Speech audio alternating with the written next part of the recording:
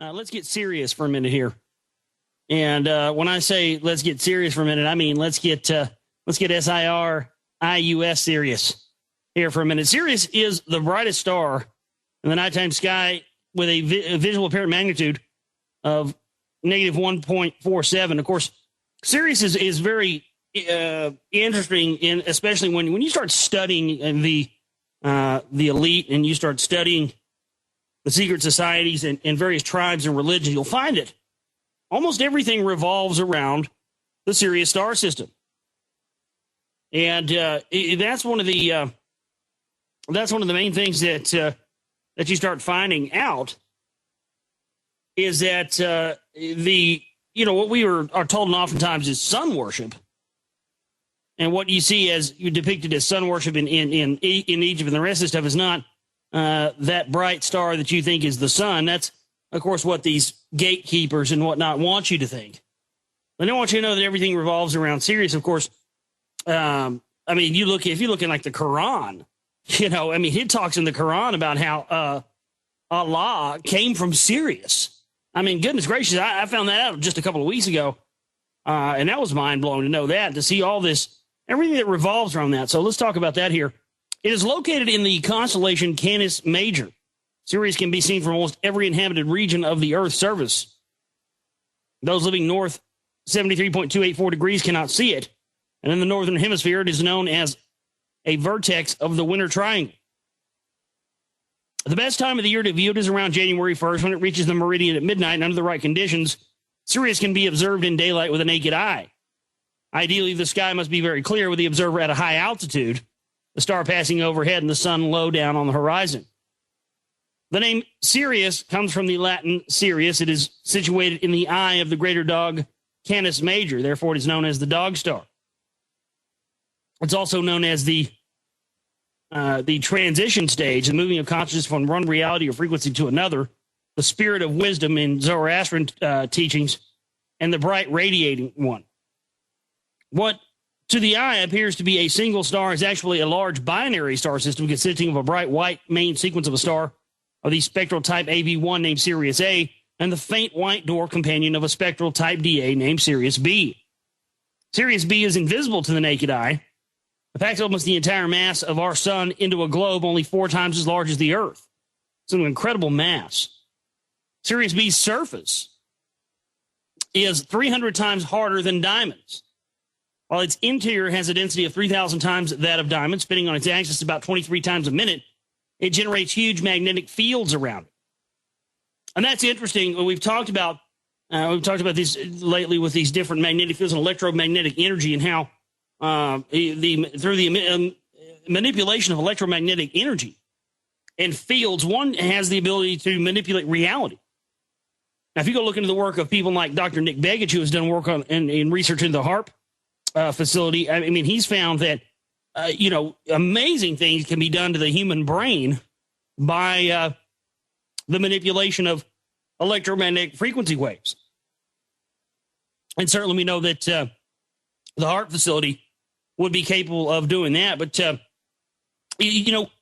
one of the things that I've noticed, and one of the things in my research I find interesting is when I was researching the film The Secret Right, I was doing research. Speaking of HARP, I was doing research, and I found out that Dr. Edward Teller, who was the father of the hydrogen bomb, was a Council for National Policy member. And what's interesting about that is Dr. Edward Teller also was working on the Strategic Defense Initiative, Star Wars, space-based weapons under Reagan. He was also a member of Majestic 12. And when Bernard Eastland gave the patent to Arco Oil for the HARP facility in Gakona, Alaska, he went up there on behalf of the Department of Defense to find out what the military applications for HARP would be. So I find that very interesting. But and we'll get into that. We'll get into some of that in just a bit as far as the electromagnetic relationship. The 2-star Sirius A and Sirius B move around each other constantly, exchanging particles. Because of its greater density and magnetic field, Sirius B takes the lion's share, taking gases and materials of its larger host body. Sirius B has a super heavy, gravitationally powerful star made of concentrated super dense matter with a number of 50 associated with it, describing its orbital period. Every 49.9 years, Sirius A and B come as close together as their orbits allow, creating huge magnetic storms between them. As they approach each other, stars both begin to spin faster as tidal forces become stronger, finally flip-flopping over and actually trading places with each other. This energy is eventually released to flow on magnetic field lines to the sun, which transmits it like a lens to all the planets. Now, last year they came out with this, Microsoft came out with this new software. I remember they were announcing it was coming out. It was going to be free to download. It was called Microsoft Worldwide Telescope. And I remember when I heard, was hearing about this come out, I was going, oh, wow, great. This is awesome. I look forward to this coming out. I can't wait to get this because, I want to go look at the Sirius star system. You'll be able to go out and look at planets and stars and, wow, awesome. So then I saw the news story and it came out and I went and downloaded the program. I was all excited and, oh, it's cool. It's almost like Google Universe, So I go and there I go and I look. And lo and behold, you've noticed that on Google Earth that some things are blurred out and you're not allowed to see some things. Well, what I found was interesting is when I went to look at Sirius, the Sirius star system on Microsoft's Worldwide Telescope program, lo and behold, there it is, conveniently blurred out, ladies and gentlemen, where you cannot see the Sirius star system on Microsoft's Worldwide Telescope. Isn't that wonderful? Wow. So the most important star system in everything that we find, from secret societies to the elite to the priest class, on and on and on, and conveniently, you're not allowed to see it. Well, doesn't that just did well for these people? Based on changes in its proper motion in 1844, Frederick Wilhelm Bessel deducted that Sirius had a hidden companion. In 1862, Alvin Graham Clark discovered the companion, which is called Sirius B, or affectionately the pup. Oh, that's cute, isn't it? The pup. The dog star. Oh.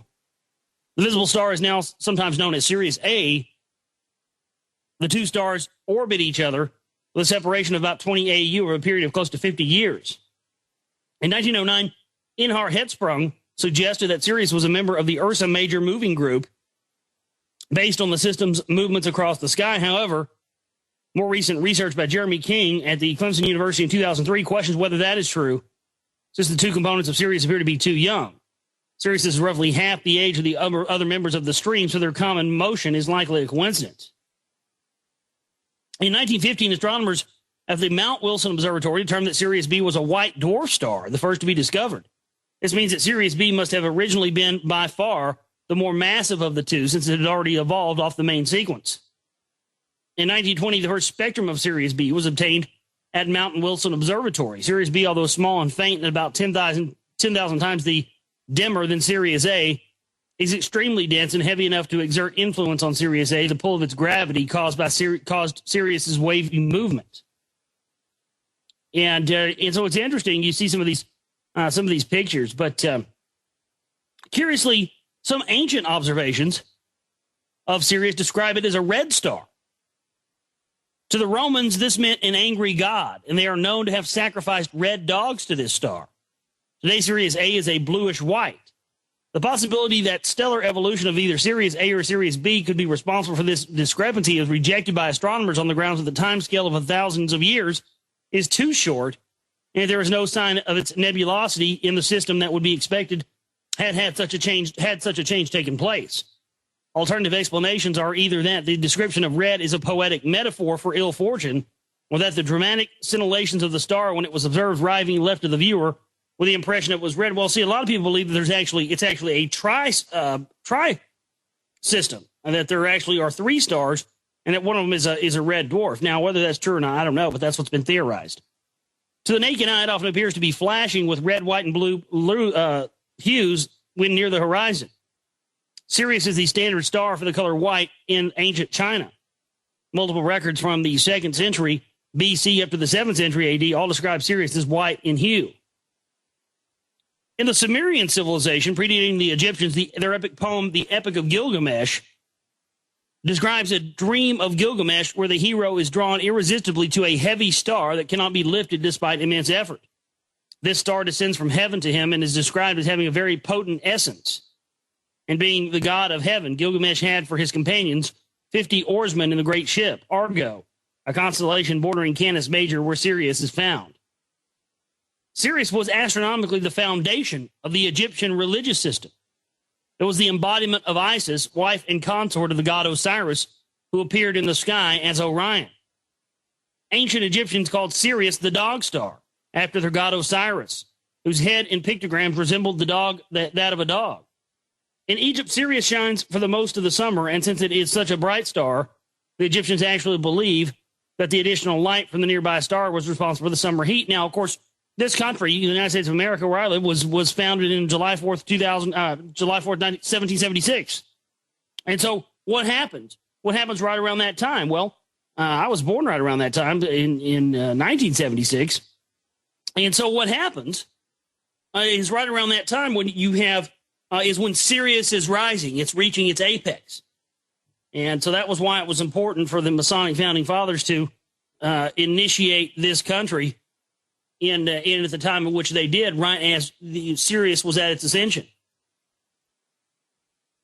Sirius was worshipped as Sothis in the Valley of the Nile. Sothis is the Greek name of a star that the Egyptians considered most significant. Sothis is concluded by modern scholars to be Sirius. The goddess Sothis, Sopdet, and Sepdet personified the dog Sirius. This star was the most important of the stars in the ancient Egyptians, and the heliacal rising of the star came to the time of flooding in the Egyptian New Year. Right, so that's every time when it would show up, when the star would start to begin to rise, that was when the flood would come every year. So that's another reason why it was important. Lots of things revolve around there. We're going to talk more about this on the other side. Probably get into some of the stuff about the Dogon as well tonight and delve deep into this. Saturday night edition of the Global Reality. I'm your host, Josh Reeves. Stay with us. Back here with you on this Saturday night edition of the Global Reality. I'm your host, Josh Reeves. Thank you so much for being with us tonight. And we're talking about Sirius, and we're going to talk about the Dogon tribe and the rest of this. I was going to talk about this last week, and then we had our entire show was based around calls last week, which was great. We had a show, the last Saturday night show, we did the thing where people called in with their strangest experiences, which was an interesting show. I don't think I've ever done a show like that, which is 2 hours of pure phone calls, which was just great. So I enjoyed that. But,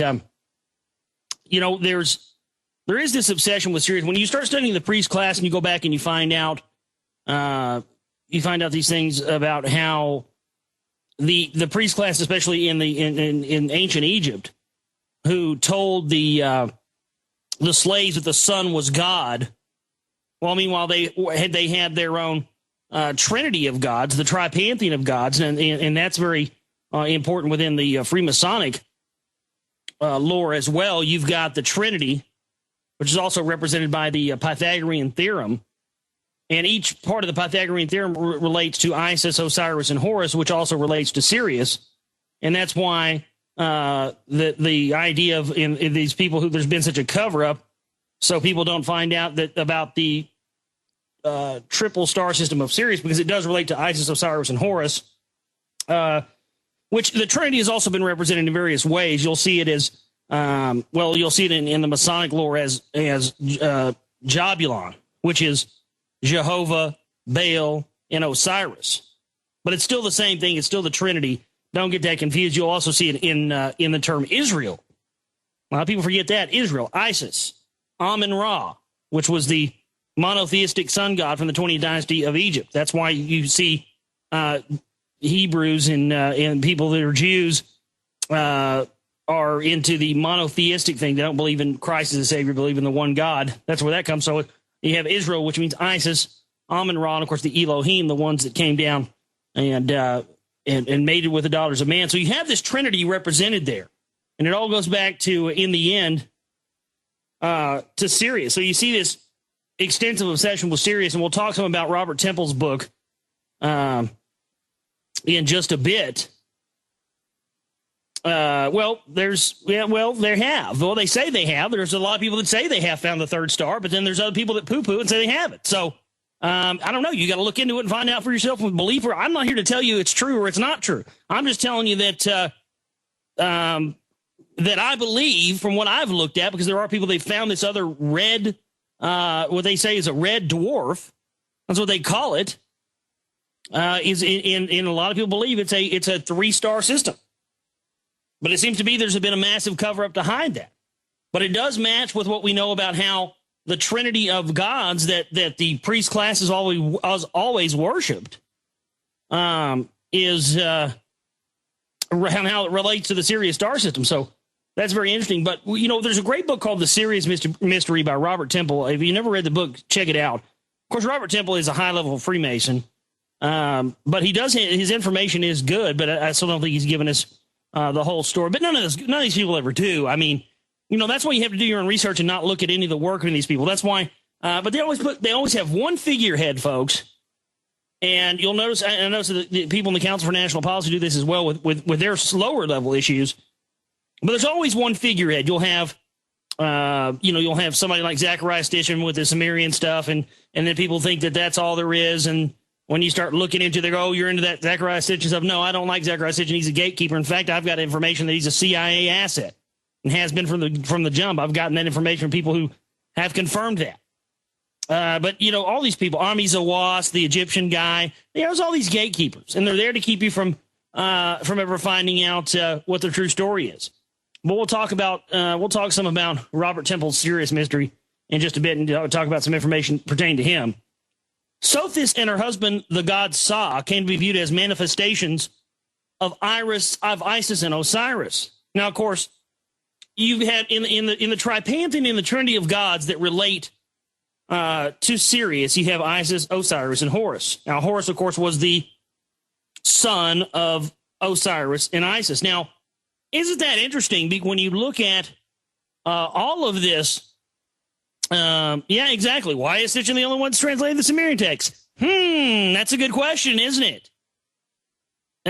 Same thing with all this other. Exactly. Well, he's the gatekeeper of that, because that's the thing, folks. They don't want us to know what it really means. And of course, if you go do the research into what Saddam Hussein was doing just prior to the invasion in 2003, Saddam Hussein was number one, he's in the process of rebuilding King Nebuchadnezzar's palace, but number two, he was also in the process of building this new library that was going to have all of the ancient Sumerian cylinder seals and tablets from the Sumerian civilization, and allegedly, again, I say allegedly here, allegedly contained within these Sumerian tablet seals that Saddam Hussein was just about done making a library of in 2002. Allegedly, contained within those cylinder seals was information that was going to prove that the Jews were not the true Semites and not the true God-chosen people, but the ancient inhabitants of ancient Iraq and Samaria and the bloodlines that existed in that area of the world. And do you think for a second they were going to let that happen? Hell no. That's why it switched so quickly from, we have to get Osama bin Laden in Afghanistan because he attacked us on 9/11 to boom, okay, now we're going to go into Iraq because Saddam Hussein has weapons of mass destruction, which were never found. And so it's very interesting when you go back to think about Sirius and how it relates and why it's important to the priest class and why it's important to this trinity. I mean, you look at Washington, D.C. alone, and you will see, the Georgia Guidestones are lined up to Sirius. You've got the Washington Monument, which is an Osiris penis, lined up. All these, there's so many of these icons and buildings around the world all lined up to Sirius. What in the hell's going on here? And, of course, you see the Capitol domes, which is the breast, which also relates to Isis. And then, of course, on the back of your dollar bill, you have the all-seeing eye, which is, always been considered to be the symbol of the Illuminati. And that also is the symbol for Horus.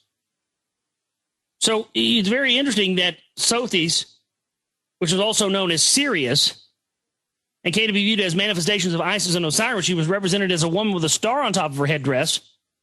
And I'll put a picture of what Sothis or Sirius looks like, so you can see that in the chat room there. And she's seen as a seated cow with a plant between her horns, as depicted on an ivory tablet. Now, that's interesting. She would be depicted as a cow or a bull, because it makes you think of Baal, doesn't it? We're going to talk more about this on the other side. We're going to delve into this deep tonight, and hopefully try to get into figuring out, maybe just having a conversation on the importance of Sirius, and we'll talk about the Dogon tribe as well. Really delving into what these people are into, folks. This is The Golden Reality. I'm your host, Josh Reeves. Stay with us. Back Here with you on this Saturday night edition of the Global Reality. I'm your host, Josh Reeves. Thank you so much for being with us. Tonight, we're talking about Sirius and just, why this is so important and why the iconography and all of these various things around the world and these archaeological sites are all built around Sirius. And really, what is it that's encoded here that they're trying to tell us? It's a lot of people believe that that a race of people and a race of beings, what a lot of people refer to as the hidden masters, the people who control the elite in this world from behind the scenes, came from that star system, and that these elite bloodlines, and this is why the importance of interbreeding and in keeping their bloodlines pure from the ancient civilizations of Sumeria to today has been important. And that idea of that is to keep an elite class in charge of this planet, whose bloodline can be traced back to the original creators who used genetic manipulation here on this planet. Now, whether or not that's true, whether or not it's not, again, you can't always think that the stuff that I talk about here, I always believe in all of it. But, I think it's important that, just because I don't believe it, or I don't, it sounds outlandish, doesn't mean we shouldn't have a conversation about it and to find out what these people believe, because, my goodness, the evidence is overwhelming as to the importance of Sirius to the elites. And, of course, we'll talk about the Dogon tribe as well, the tribe out of Africa that, claims that they're the descent from Sirius. So we'll talk about that as well. Sirius was both most important of ancient Egyptian astronomy. One of the decans, the star groups in which the night sky was divided, with each group appearing for 10 days annually, the heliacal rising, the first night that Sirius is seen just before the dawn, was noticed every year during July. And the Egyptians used this to mark the start of the new year. It was celebrated with a festival known as the coming of Sopdet. As early as the first dynasty, Sophis was known as the bringer of the new year in the Nile flood. When Sirius appeared in the sky each year, the Nile generally started to flood and bring fertility to the land. The ancient Egyptians connected the two events, and so Sopdet took on the aspects of a goddess of not only the star and of the inundation, but of the fertility that came to the land of Egypt with the flood. Right. So that's what Sophis is also often referred to as a hermaphrodite, because male and female representations, basically the one that is able to seed the life and as well. What about what we believe? Who's we? What about what you believe? I don't care what we believe. There is no we. There's no collective we. It's not about, there's no collective belief for all of us to have. You can believe what you want to believe for yourself. And I don't have any bearing on that. And I believe what I'm going to believe for myself as well, because that's what it's about. So you got to get away from this collective ideology that we're all supposed to have some universal belief about this. Like, we're all supposed to believe that either the Anunnaki seeded life on this planet or they didn't. Either way, why does it have to be that we all believe one way or the other? I just don't get that. I don't give a rat's tail what you believe, to be honest with you. And I don't give a rat's tail if you know what I believe. It really doesn't matter. What the matter is that we are seeking to find out what the things are that we don't know, that's been kept from us, that this priest class has held. These are the things. You got to understand, all modern religion, all religions have been based around the restricting of this knowledge, folks.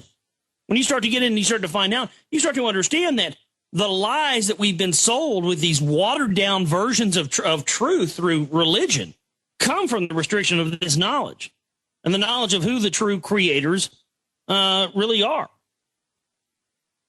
And so her aspect of being a fertility goddess was not just linked to the Nile. By the Middle Kingdom, she was believed to be a mother goddess and a nurse goddess, changing her from a goddess of agriculture to a goddess of motherhood. This probably was due to her strong connection with the mother goddess Isis. Not just a goddess of waters of the inundation, Sopdet had a link with water. She was believed to cleanse the Pharaoh in the afterlife. It is interesting to note that the embalming of the dead took 70 days. The same amount of time that Sirius was not seen in the sky before its yearly rising. She was a goddess of fertility to both the living and the dead. In the pyramid text, she is a goddess who prepares yearly subsistence for the Pharaoh.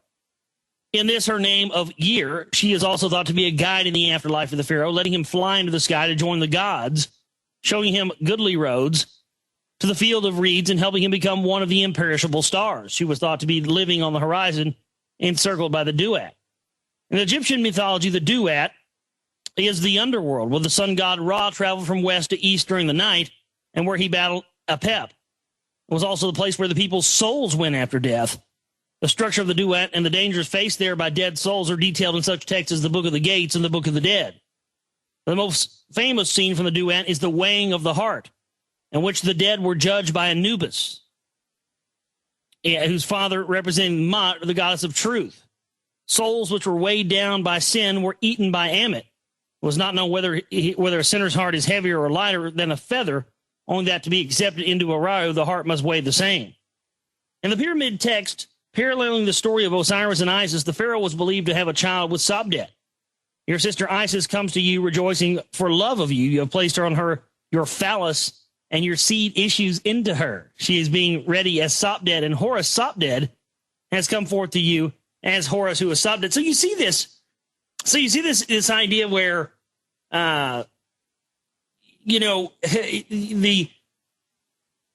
this separation of male and female. It almost seems that when you study the ancient texts like this, where it's talking about your sister, and let me read this again. Your sister Isis comes to you for rejoicing for love of you. Have placed her on your phallus, and your seed issues into her. She's being readied as Sobdet, and Horus Sobdet has come forth from you as Horus, who is Sobdet. So you see these things where you have male and female in regard to the creators almost becoming one, where there almost is no separation.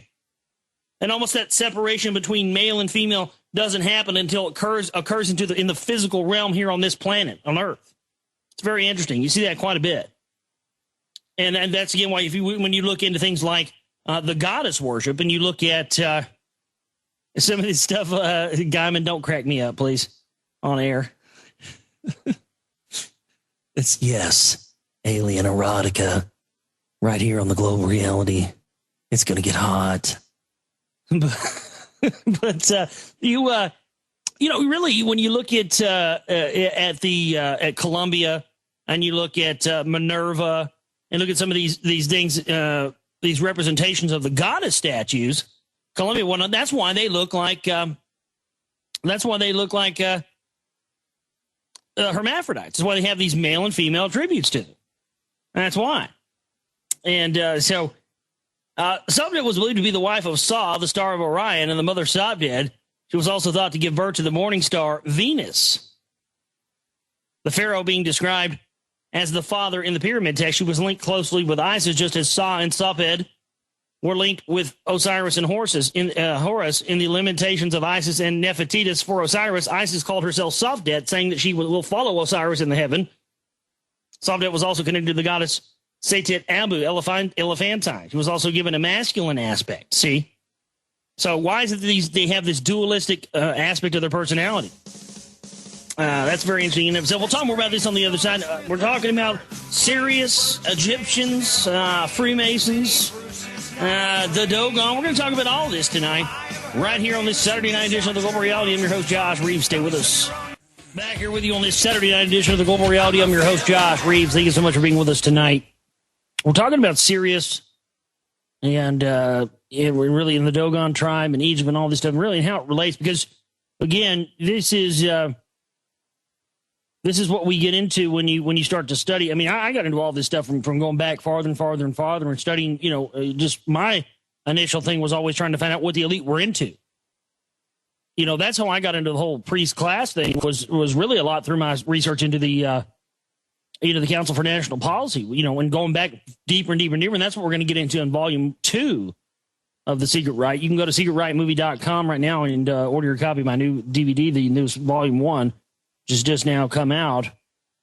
And that's where you can do that at secretrightmovie.com. But I want to know how far back this power went. How long has there been people that have been restricting information? And how long has there been a religious hierarchy that's been telling the sheep, as it were, as they refer to us as the useless eaters, the slaves, the profane. How long have they been telling the profane that one version of events while keeping the other real story to themselves? And the answer to that question is as long as there's been people on this planet that's been going on. So that's how I got into this. Right now, let's go to the phone lines. Global Reality, you're on the air. Go ahead. With me? Yeah, it's you. Hey, how's it going, Josh? Hey, not too bad. All right. Hey, since we were talking about alien stuff, I wanted to see if we could get into a little bit about, I really bit hard on a lot of stuff Freeman was saying about Mars being the original Atlantis, and possibly Mars and Earth's kind of jumping in orbit. That way, the Martians would be light skinned and then landing in an arc in the Caucasus Mountains and all that. And as far as the Nephilim, I really believe in a lot of that stuff, and yet I don't trust Sitchin too much. And I wanted to see what your thoughts were on that. Well, I'm with you there. That's why I've never looked at any of the Sitchin stuff. I've just basically gone and looked at what has been there from the ancient, from the teachings and whatnot. But I don't believe in his stuff either. He's a gatekeeper supreme. And the reason that is because if you really study what Sitchin is saying, he basically uses that information to prove that the Jews are God's chosen people. That's what he uses that information for. So he's a priest class stooge as the rest of it. As far as the whole thing with Mars and Sirius and that whole thing is Freeman talking about, I don't really know. I don't really know if I necessarily agree with that. And I'll tell you why that is, because to me, I see Mars as a sort of a middle point. I think Mars is it was sort of whoever, if there was indeed people that came here from other places, Mars was some place where they had set up shop initially for a period of time, and then moved on. Of course, very interesting if you look at the ancient area of Samaria, which is now Iraq. Before it was known as Samaria, it was actually known as Acadia, and before it was known as Acadia, that whole area was known as, of course, Cydonia.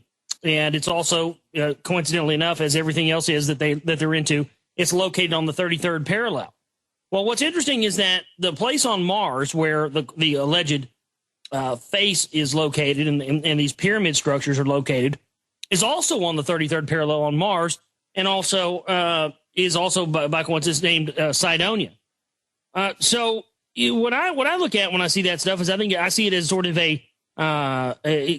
relics are left there by people who were on their way, who eventually came and made their way to Earth. Now, where they went and made their way after that, we just don't know. But it obviously seems that there was little stopping points when they entered this solar system. They made their way and boom, boom, boom. And that ties into a lot of stuff about when people talk about Palladians and whatnot, and people talk about this group of aliens called the Palladians that basically go around every time a planet's life cycle is about to come to an end or something. They go around and they find remnants of other planets and take it and seed life with it on another planet. And, of course, that theme is carried over very heavily in the new film with Nicolas Cage called Knowing, the idea of seeding new planets with life. But as far as is thinking about that goes, I don't really know. But what was the last part of your question? It was pretty much just the Mars and the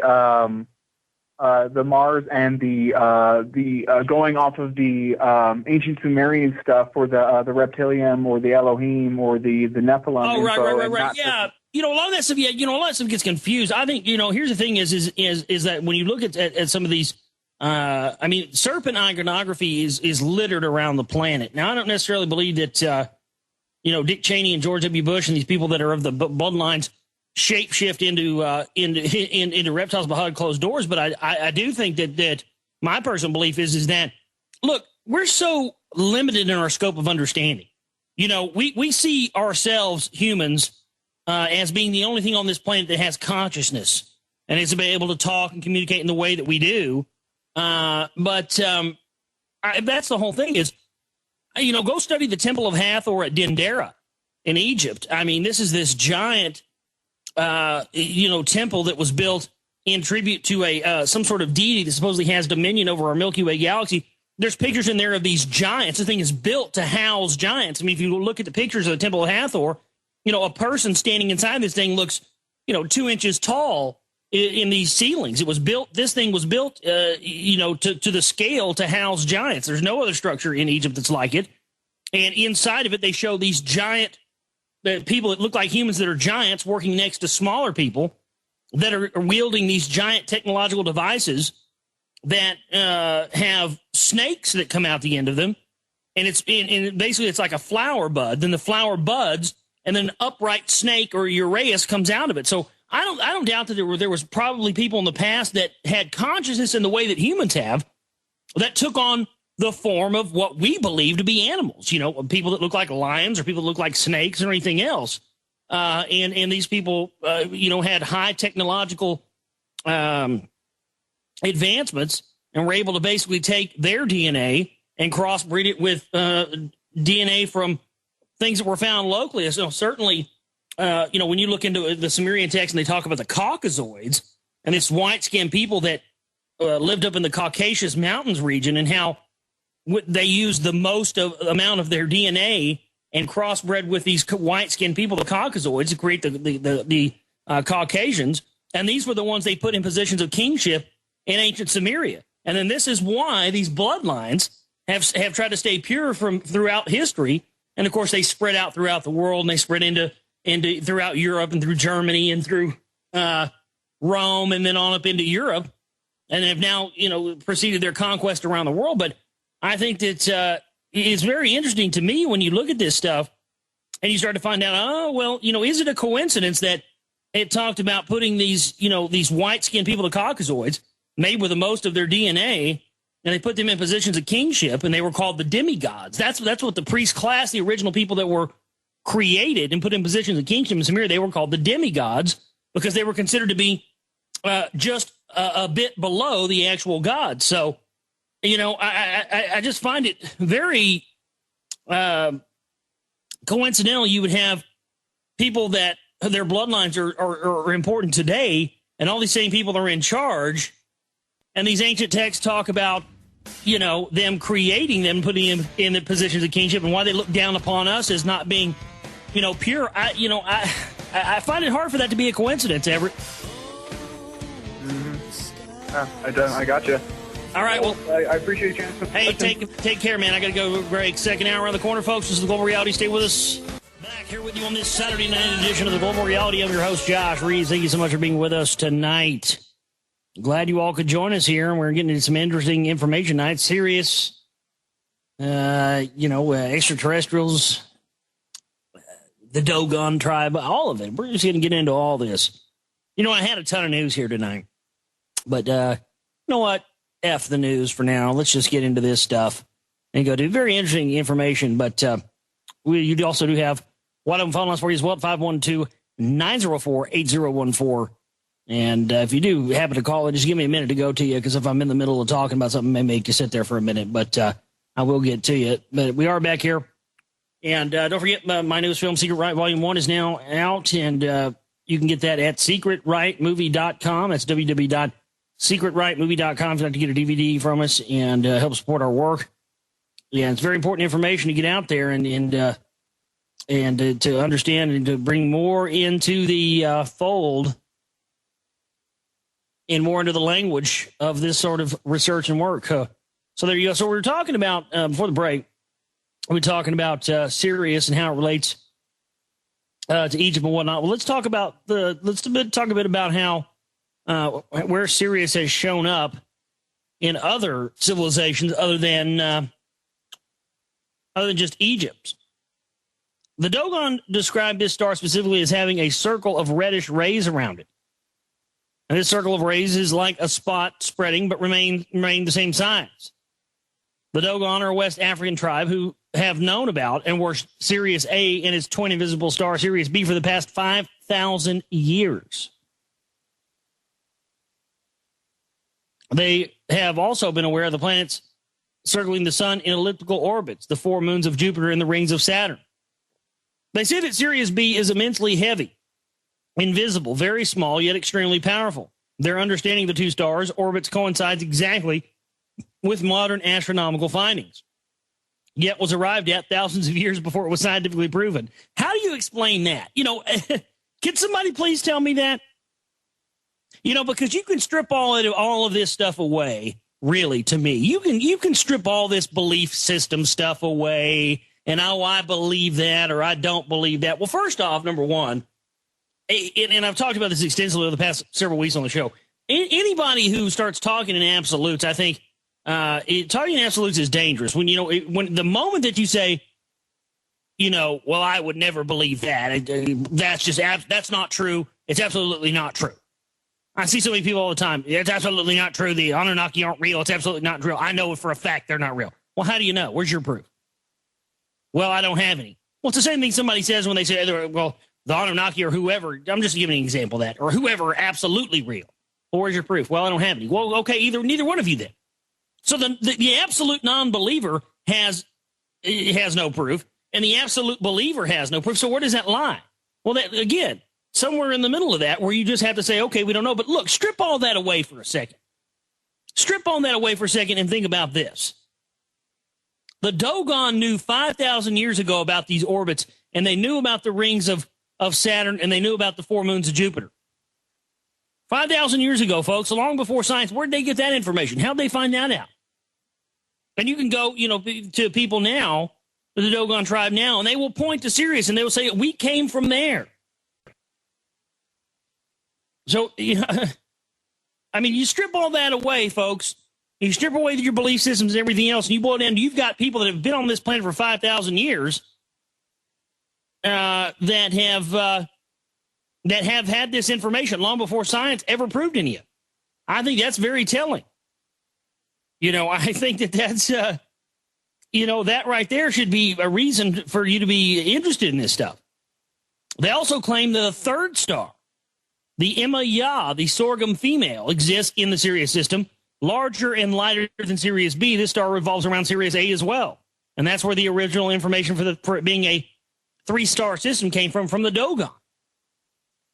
And there's been an extensive amount of information there to cover that up. The Dogon also believe that approximately 5,000 years ago, amphibious gods called Nomo came to Earth in the 3-legged spaceships from the Sirius star system. They have described perfectly the DNA pattern made by the elliptical orbit created by the 2 stars as they rotate around each other.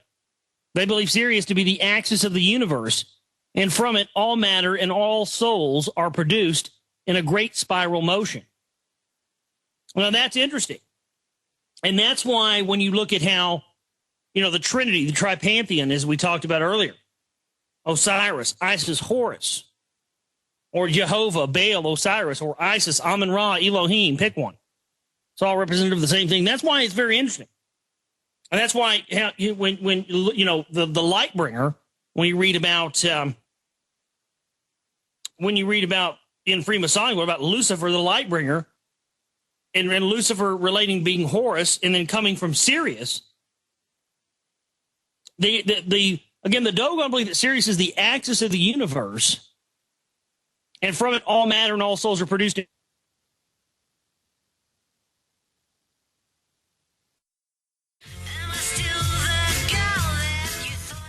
All right, folks. Looks like we're back here. Give me a second. That was strange.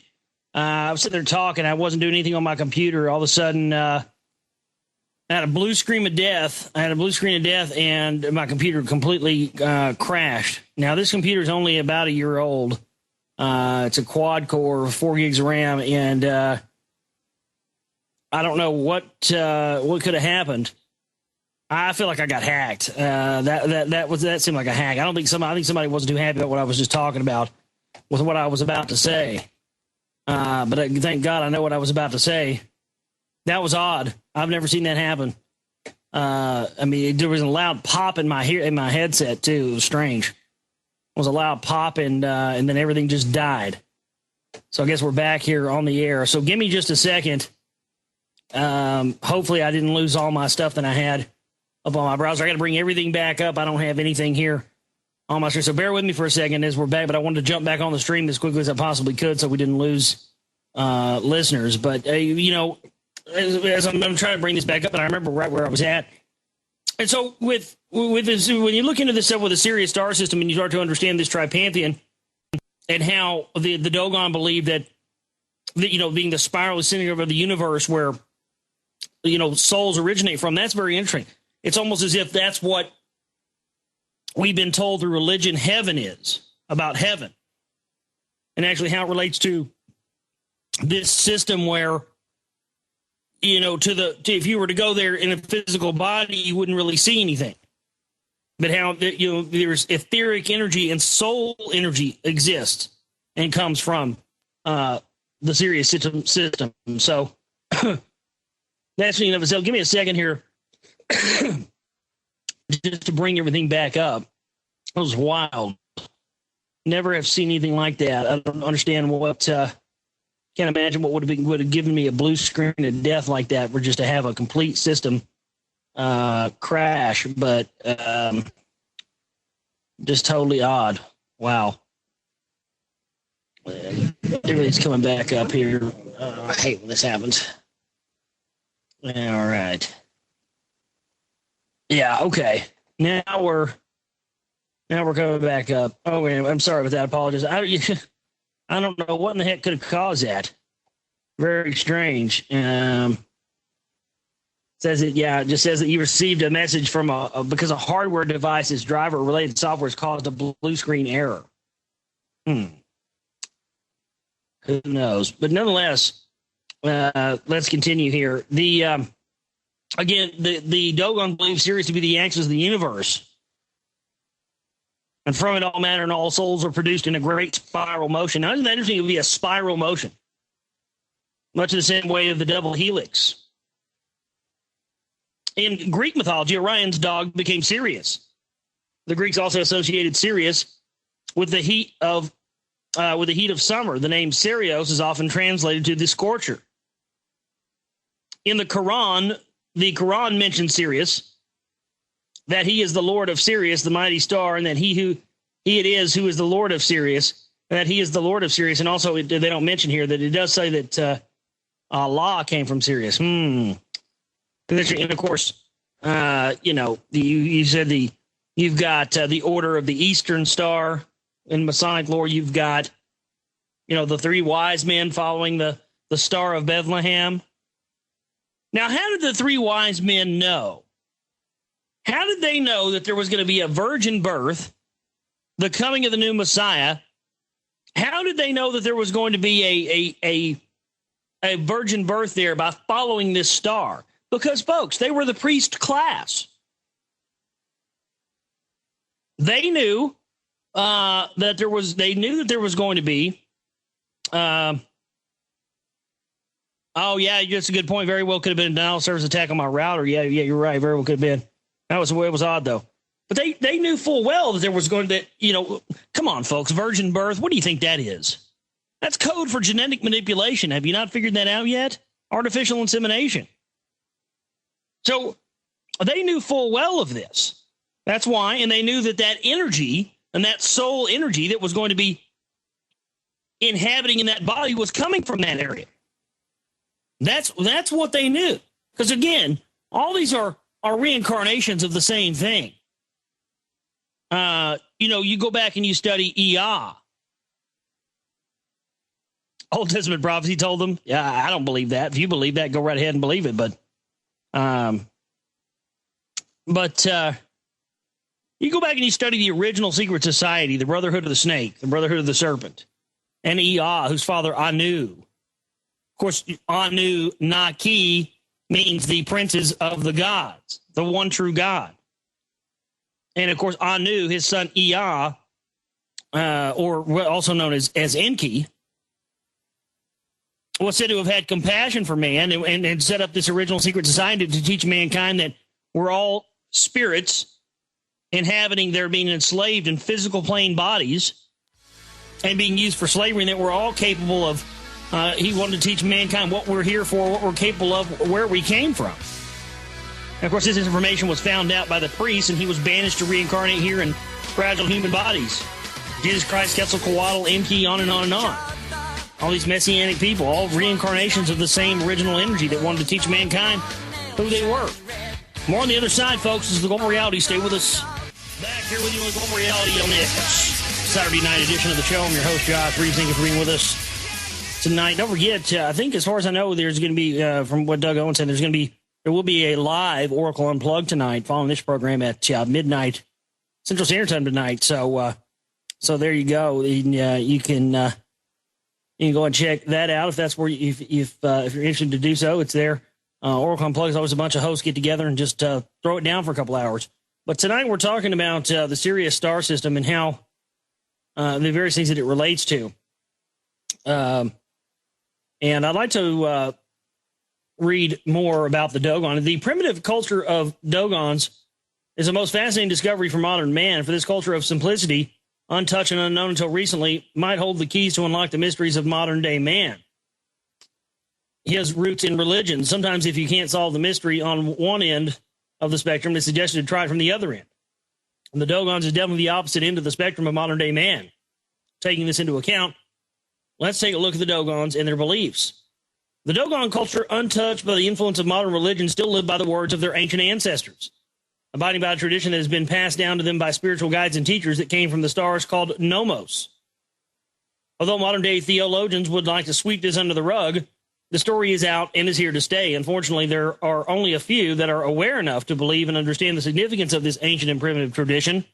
For those of you that want to hear, the Dogons have a story to tell. The Dogons believe that in ancient times an aquatic culture came to them from out of the sky. Human-looking beings acting as saviors and spiritual guardians landed close to their village in a spaceship described to have 3 triangular legs. Being that they were amphibious, upon landing they filled a reservoir of water onto the land. Exiting their ship was done by diving into this reservoir. How strange and frightening this must have been to the Dogon of the time.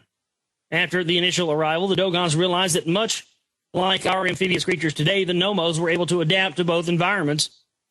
Thus, although their primary home would be water, they were still able to walk, talk, and live on land. Another thing that was so amazing about these star people was that, in fact, they had shape-shifting abilities. Whether it was done by mesmerization or not is unknown. As Dogon legend has it, the Nomo divided his body among men to feed them, thus giving them Nomo's life's principles. As the universe had drank of his body, the Nomo also made men drink. There's an interesting similarity here with the body and blood of Christ used in Christian religions. The Nomo was crucified and resurrected again to visit the earth, this time in the form of a human. Later, he will assume his amphibious form and will rule the world from the waters. Here again, we see another similarity in the Christian faith of Christ's crucifixion, resurrection, and return. And all of these things there's all resurrection stories. I mean, go study Quetzalcoatl, the serpent king of Mexico. And Quetzalcoatl was crucified as well. So, I mean, you have this, these are common themes that reoccur in all cultures. Although primitive in today's standards and completely cut off from the world, the Dogon tribe has advanced knowledge of our solar system. What the Dogons knew thousands of years ago, our scientists only came to discover in 1978, which was the dwarf star Sirius B. They only knew about it, but could point to its locality. Their claim to this knowledge came from the Nomo. They knew that Sirius A, the brightest star in our sky, is next to a small white dwarf called Sirius B. Reports of the fish gods are found all around the world, whether it be in our research of ancient history or in the study of modern-day theology. Interestingly, even though these cultures are separated by time and space, their descriptions of the fish gods are remarkably similar. The priests try to honor the fish gods by dressing them with a fish in a robe and a headset. Even today, our Christian tradition symbolizes Christ with the sign of the fish. The Dogon tradition claims that these alien visitors came from Sirius, the constellation of the dog. Southwest Indians still today look to the dog star as their home and seek psychic guidance from it, where we have taught our children to look at the dog star and make a wish. When you wish upon a star, makes no difference where you are. And where did that come from? Disney. Well, I'm sure that's a coincidence. Yeah. Surely, yeah. Walt Disney wasn't into any of this stuff. He wasn't a Kabbalist. He wasn't a Freemason. No. You guys, you know what? I'm surprised? I'm surprised that nobody, and actually I'm going to do this. I'm going to try to do this over the next week. I'm surprised no one in the whole truth circles has done and I'm going to do this, and maybe I'll try to do it this week, and we'll have it prepared for you for next Saturday night's show. I'm surprised no one's done a full breakdown on Disney's the Fantasia yet. I mean, unbelievable. The Sorcerer's Apprentice. Goodness gracious, man. You got Mickey Mouse conjuring demons and stuff, and these demons that eat souls, and then he goes and does all this magic stuff, and there's all these. I mean, that is a very, very occultic movie, littered with all sorts of Kabbalistic and just occultic stuff from beginning to end. I mean, it really is an unbelievable film when you watch it and think of it was made, I don't know, in the 1940s or something, 30s or 40s. Unbelievable. But there are examples of other cultures who worship amphibian deities and gods. In Babylon, the Babylonians' history tells of the fish gods who brought civilization to their people. Oannes, or O, was the principal god. And see, and that's where they lose me, though. I don't personally believe that these people were fish people. I believe that from what I've looked at and from other researchers that I've talked to, the whole fish people thing is a metaphor. Now, it's very possible they could have been, but from the researchers that I've talked to and from the research that I've done, when it talks about the ancients that traversed the Great Sea, what that is that's a metaphor of the Great Sea being space. So they traversed the Great Sea of space to come to Earth. And this is why they were referred to as fish people, because much like fish traverse the Great Sea and traverse great distances through water to seed there and to propagate their species. You know, look at different species of fish. And you'll notice that these certain species of fish will travel great distances through water to propagate their species. And so that, you know, that's when you look at that, that's exactly what you have. People that travel great distances to of course, propagate their species here on this planet. So I don't buy into the whole that these people were fish people thing and all this stuff. I've never, you know, that's always been something that I've always thought was a big piece of disinfo. So I'm just putting it out there. That's my thing. But I don't know. I don't buy into the whole fish people thing. I've talked to other researchers like Michael Starr and others who agree with me that, yes, it's a metaphor for those that traverse the great sea of space.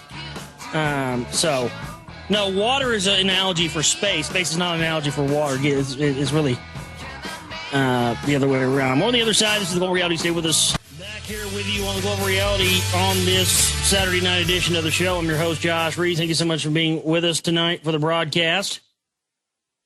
And a lot more to talk about here. And look, you know what? I mean, honestly, if you don't agree with the stuff that I'm talking about, or you don't agree with my beliefs on this stuff, do me a favor. Go get yourself a radio show and talk about it. I'm really not interested to hear on what you think that I'm right or wrong about.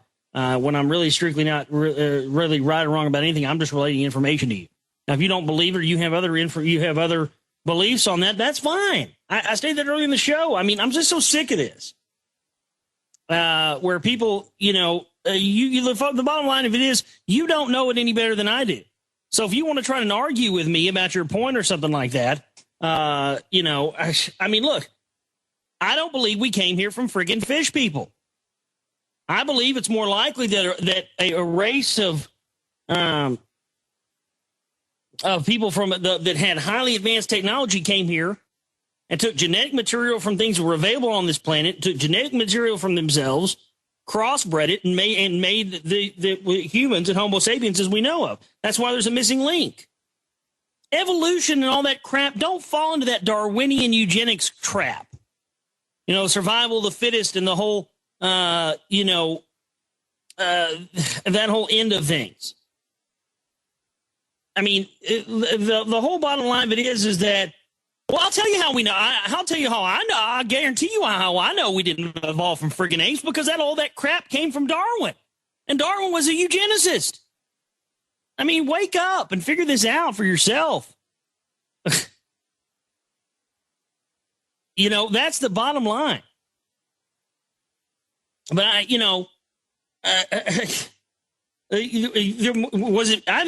it's more likely from the evidence that's been presented that they crossbred with genetic material with apes and whatnot to create different races. That's more of what I believe to be true. Well, I mean, how can you say anything? I mean, that's a stupid argument. Oh, it's hard to prove any of this. Well, okay. Well, then how do you prove anything then? How do you prove that the air you breathe is real? How do you believe that that the ground you walk on is real? How can you prove that?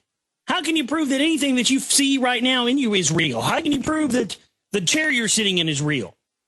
Because I could just as easily make the argument and say it's not real. But then you can say, no, it's real. I'm sitting, I can feel it. No, I would argue and say, no, it's not real. It's a hologram. It's the collective energy of your mind creating that in your belief system. You're decoding it to believe it's real. So that's what I'm saying. It's a stupid argument. I mean, you could sit around, it's semantics. You could sit around and all say that. Well, how do you know? How do you know we didn't evolve from apes? Well, how do you know that we did? How do you know that we didn't? You have to eventually you have to get past that. You didn't start this argument. I wasn't talking to you. I was talking to somebody else. Quit thinking that the world revolves around you, you little twit. Jesus. I was talking to an anon in there. Didn't have anything to do with you. Good God. Oh, man. I hate people who think the world revolves around them. There's people that do that all the time. He's talking to me. He's talking to me. I wasn't talking to you. Okay? So just go ahead and get that out of your mind. I would pay no attention to you. You didn't cause anything. Here's what I'm saying is that we can sit around all day long and talk about semantics and talk about, whether or not, well, how can you say that we didn't evolve from apes? How can you say that we did? Either way, it boils down to what you believe to be true based on the information you've seen. Now, if you believe that we evolved from apes from the information you've seen, fine. That's fine. That's your belief. But to just say, where's the proof either way? Well, what? Because there's no proof either way means we can't talk about it? Look, all of this is an illusion. Every bit of it. I mean, how do you know any of this is real? You don't. But again, I'll give you my suggestion that I always say. You want to find out what's real and what's not. You want to meet the creator. Go grab a double-barrel shotgun, stick it in your mouth right now, pull the trigger, and find out what's real and what's not real. That's my suggestion. Otherwise, get back in the conversation. That's what I always like to say. I always like to say it when people, get into these conversations about, well, I don't believe in an afterlife, or I don't believe in God, or I don't believe in this. Well, why don't you go find out? If you're not going to go find out, then buck up and be a man and come and have a conversation. That's what I always say. Oh, nothing's going down. I'm just saying that people, you can't walk in the middle of a conversation and think that something's going on. No. Nothing bad, Doug. I'm just I just said that people they get wrapped up in semantics. Is this real or is it not real? Well, we can't prove this either way. I'm just saying that people will say, well, I don't believe that this is I always say, well, go find out. If you don't want to go find out what an afterlife is, go blow your brains out and you'll find it real quick. What's real and what's real? Not real. But no, it boils down to this. I just think it's a stupid argument. That somebody was earlier was trying to say, whether or not, we evolved from apes or whether or not we didn't. And who's right, who's wrong? Well, what does it matter? It doesn't really boil down to who's right or wrong. Again, it boils down to what you personally believe. So quit trying to throw semantics in there and make it look as if, where did man come from? I don't know. Where do you think man came from? Why are you asking me? What is your belief? What do you believe? Where do you believe man came from? Tell me. I'd like to know your answer, what you think it is. What do you mean is it's all theory? That's just a stupid argument. Okay, so if everything in the world is theory, then what are we supposed to do? Just not talk about anything at all? That's pretty boring if you ask me. So I'm just not gonna involve myself in that sort of conversation anymore. I've wasted a lot of time, too much time, I think, right now talking about it. So just do me a favor, and if you're going to say that whether or not one person believes that, well, then everything in the freaking world is theory. Then, good God, think about it. I mean, you could very, very well say that everything in the world is theory. So then there would be pointless discussion and talking about anything, wouldn't it? It's just retarded. Final segment around the corner. This is the Global Reality. Stay with us. Back here with you, the Global Reality, on this Saturday night edition of the show. And I thank everybody for being with us. And, I waste a lot of time talking to this ass clown in the chat room. And look, again, I don't really give a rat's ass if you think something's a theory to me, not a theory. If you want to just call everything a theory, then what's the point in having a conversation about it? We can prove that there are people on this planet that believe and have information 5,000 years ago that life on this planet existed from other places. They had scientific advancements and have scientific knowledge we didn't prove for thousands of years. Now, that's not a theory. You can prove that people had knowledge that science didn't come to for thousands of years. That's not a theory. We can prove that that humans didn't evolve in the same way that other animals on this planet did. That's not a theory. So again, I could say that breathing is a theory. I could say that the chat room that you're in exists in theory. And the chair you sit in exists in theory. But again, where does that get you in a conversation? It doesn't get you anywhere. It gets you back to saying that it's pointless in having a conversation because it's all theory anyway, so why talk about it? You know what I mean? I mean, that's just idiotic. And the only reason I wasted so much time dealing with, some stuff is just common sense, exactly. And dealing with this is because that's how people like to negate conversations. Anytime anybody starts getting into a deep conversation, here comes somebody, the semantic train comes to town and pulls in and starts, breathing is a fact. Well, how can you prove it? How can you prove it? Really? What if it's a theory? You know what I mean? So, I mean, look, I mean, that's the whole thing about it is that, it's got to be people just being silly. Because you can prove that there are tribal people thousands of years ago that had information about this stuff. And, no, it boils down to me trying to get out information and you coming in the chat room under Anon like a coward and not picking a real name and I know you know what my name is, but we don't know what your name is. So by the fact that you're anonymous makes you a coward and makes anything that's coming out of your mouth, nobody cares about it. You have no stake in the game because you're anonymous. So pick a name and come in and buck up or call in like a man and argue your point. Otherwise, you're just an anonymous coward who's going around and trying to negate people's information. That's all there is to it. And so my belief is that we didn't evolve from apes. So you look again, when you start looking into the Eugenics Foundation, you start finding out about people like, my God, Darwin was the head of the Eugenics Foundation for 10 years, Tavistock Institute.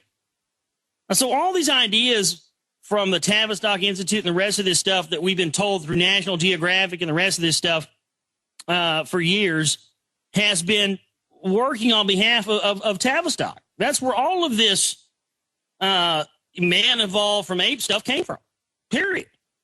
I mean, that's exactly where it began.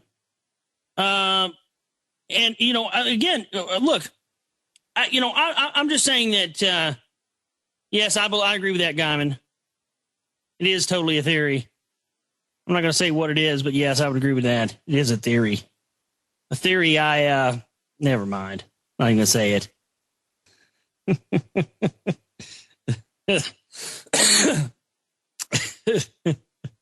Leave it to Guyman to get me friggin' thrown off my game.